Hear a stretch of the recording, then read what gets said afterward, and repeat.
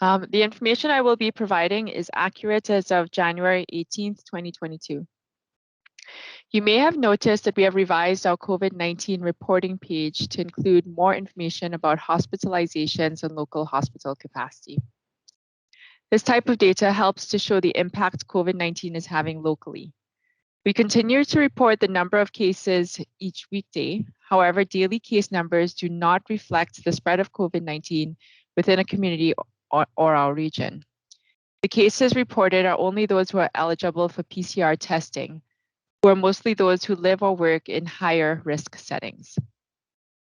There are currently 3 Northwestern Health Unit region residents hospitalized due to COVID-19. 2 of those are being hospitalized in our local hospitals.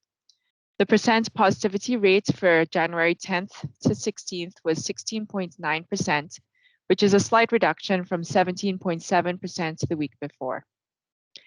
As you know, school has resumed for in-person learning. I fully support this decision as the benefits of in-person learning far outweigh the risks at a population level. Although the Omicron variant is highly transmissible, the risk of serious illness and hospitalization is not high in our school-aged population.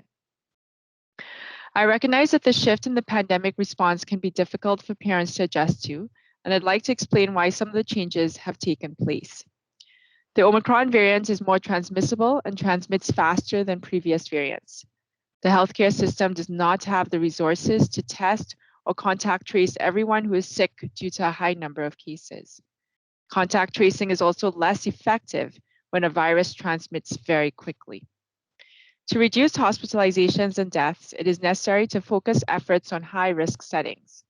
Schools have not been a high-risk setting for transmission of COVID-19, and most cases of the Omicron variant in children tend to be milder illness or do not require hospitalization. Some groups still have a higher risk for more severe illness, including people who are unvaccinated, older individuals, and those who are immunocompromised. Public health is focusing contact tracing efforts on high-risk settings like long-term care homes and people who work in healthcare settings. This process is similar to how public health responds to other infectious diseases. Parents and guardians should continue to do all you can to prevent the spread of COVID-19, including considering getting your child vaccinated. I am happy to report that 53% of children aged 5 to 11 in our region have received their first dose of the COVID-19 vaccine. The vaccine is considered safe and effective and protects children from getting and spreading COVID-19. Our vaccine clinics are continuing, and I encourage parents to make an appointment with us if you'd like to get your child vaccinated. Those children who have had their first dose at the beginning of the vaccine rollout should look into making an appointment for their children's second dose if they haven't already. Clinics are available on our website to book into. By noon today, we will have a new frequently asked questions resource on our COVID schools webpage to help answer frequently asked questions. I would like to remind the public that a booster dose of the COVID-19 vaccine provides protection against infection and not only against severe outcomes of an infection. A booster dose helps prevent you from getting sick, which means you're less likely to have to miss work and other activities. Our vaccination clinics continue, and anyone who is eligible for a dose should book an appointment to keep themselves and their loved ones safe.